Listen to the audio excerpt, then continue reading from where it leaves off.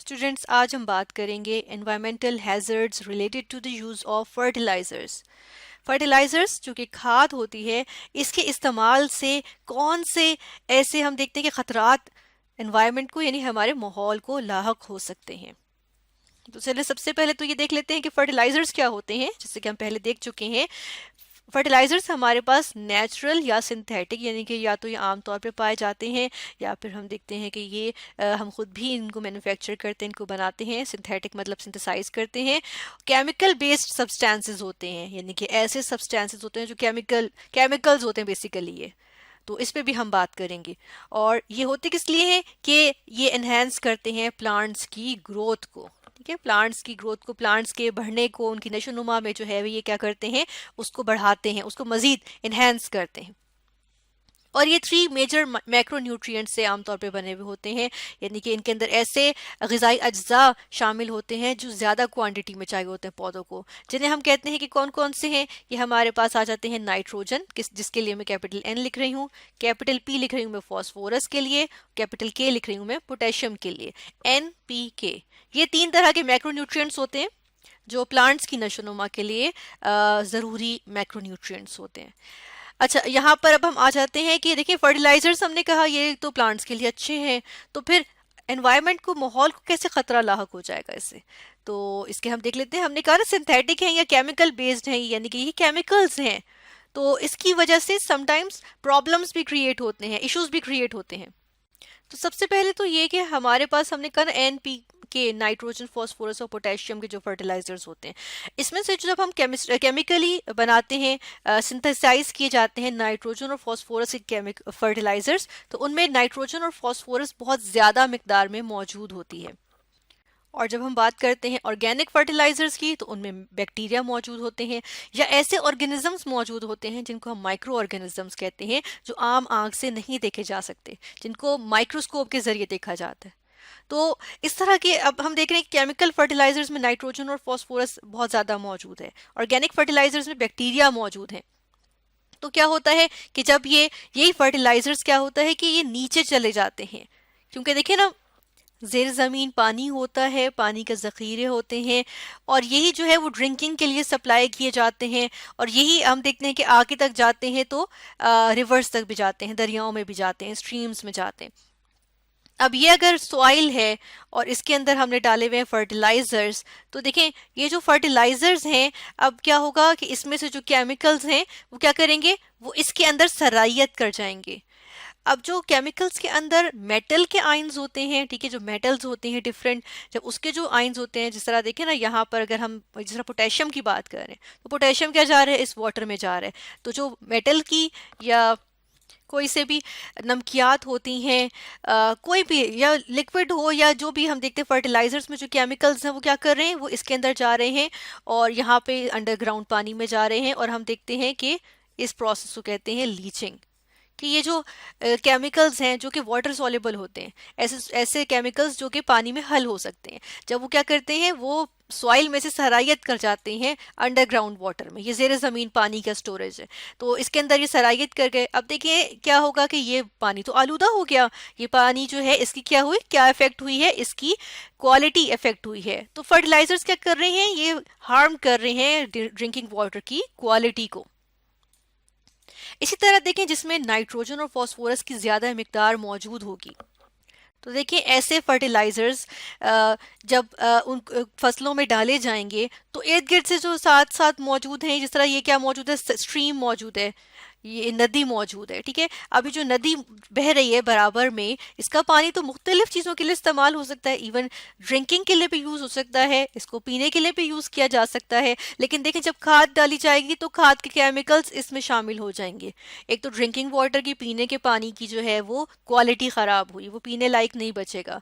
दूसरा क्या होता है, इसी पानी में जब नाइट्रोजन और फॉस्फोरस की मिकदार ज़्यादा होगी, तो हमने तो कहा था कि क्या करते हैं, ये प्लांट्स की जो है वो ग्रोथ बढ़ाते हैं। ये जितनी भी ग्रीन चीज़ें होती हैं, क्योंकि हमने देखा नाइट्रोजन भी देखा, फॉस्फोरस को भी देखा, ये किस में मौजूद है, ये मौजूद है क्लोरोफिल में। इनसे क्लोरोफिल बनता है। क्लोरोफिल क्या होता है, जो पिगमेंट होता है जो प्लांट्स जिस जो हरा भरा करते हैं प्लांट्स को, ये जो ग्रीन है ये किस वजह से है, क्लोरोफिल के पिगमेंट की वजह से।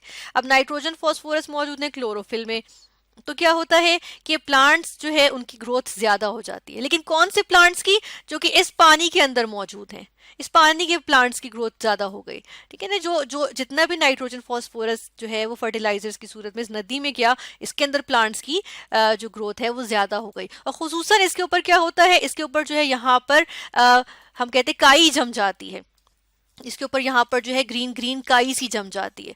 और वो काई जो है वो उसकी ग्रोथ किसकी वजह से हो रही है? इस नाइट्रोजन और फास्फोरस की वजह से ही हो रही है। और देखिए फिर क्या होता है कि ये जितने भी, अब देखिए इन्होंने भी तो रिस्पायर करना है, इन्होंने भी सांस लेना है, प्लांट्स भी सांस लेते हैं, हर लिविंग ऑर्गेनिज्म सांस लेते हैं। तो क्या होगा कि जो ऑक्सीजन होगा जो कि डिजोल्व हुआ हुआ है इस नदी के पानी में, वो क्या होगा? वो कम हो जाएगा।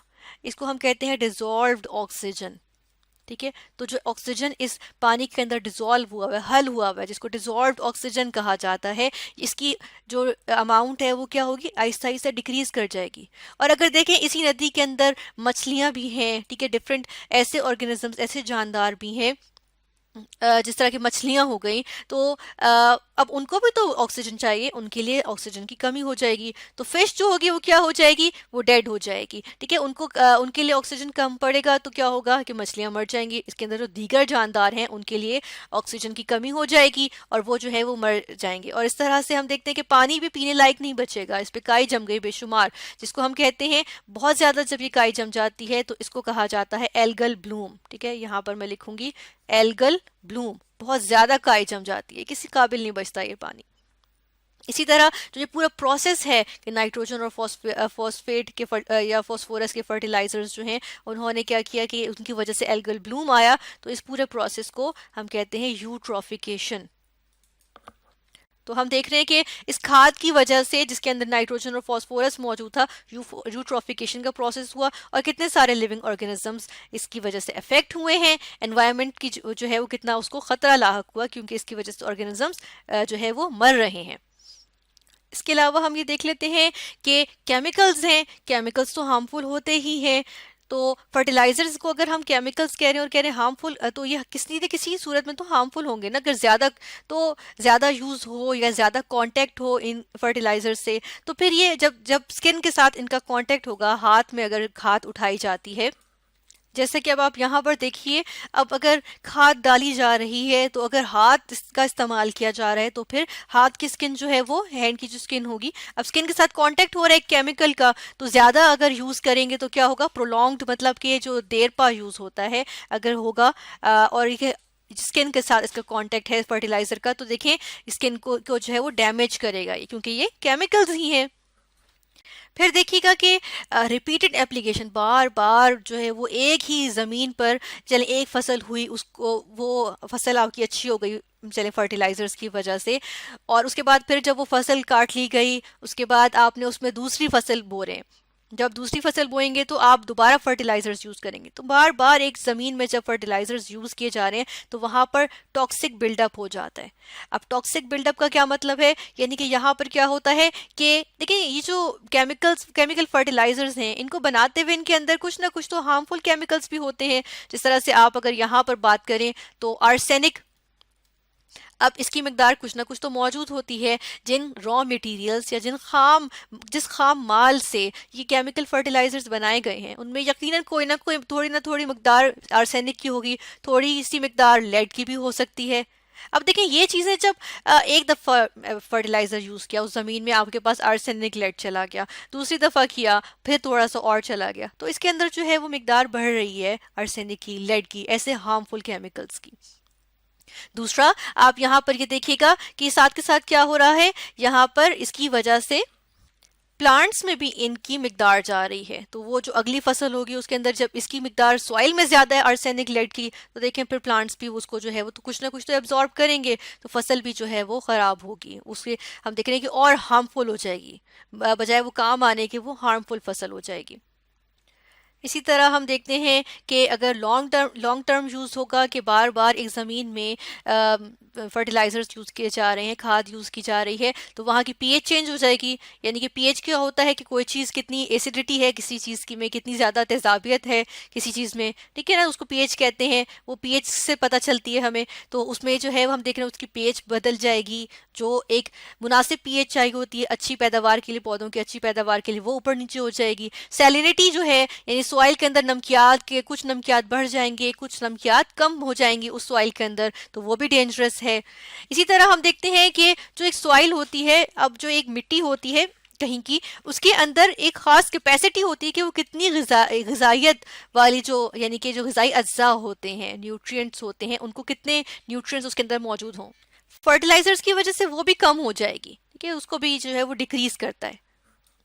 और फिर देखिए जब हम देख रहे हैं कि सॉइल की पीएच और उसके अंदर नमकियात कितने मौजूद हैं, जब ये ऊपर नीचे हो रहा है, तो साथ के साथ उसके अंदर जो माइक्रो ऑर्गेनिजम्स हैं, जो कि हम देख रहे हैं ना कि नाइट्रोजन, हमने कहा जो नाइट्रोजन हम पहले बात कर चुके हैं, जो नाइट्रोजन मौजूद होती है खाद के अंदर, उसको क्या करते हैं ये माइक्रो ऑर्गेनिजम्स जो है, खुसूसन बैक्टीरिया या और भी दीगर माइक्रो ऑर्गेनिजम्स, इनको नाइट्रेट्स में बदलते हैं, ठीक है, और नाइट्रेट्स जो है पौधे ले लेते हैं। तो अब देखें क्या होगा कि ये जब पीएच और सैलिनिटी चेंज होगी सॉइल की, तो ये जो माइक्रोब्स हैं, माइक्रोबियल एक्टिविटी है, यानी कि जो बैक्टीरिया हैं, ठीक है ना, ये माइक्रो ऑर्गेनिजम्स हैं, ये भी मुतासिर होंगे उसकी वजह से, जिसकी वजह से हम कहते हैं कि पौधे अच्छे से फल फूलेंगे कि नहीं, ये भी मुतासिर होगा। और हम देखते हैं इसकी वजह से हमारे जो माहौल है उस पर बुरे असरात भी पड़ सकते हैं, किसके, फर्टिलाइजर्स के यानी कि खाद के।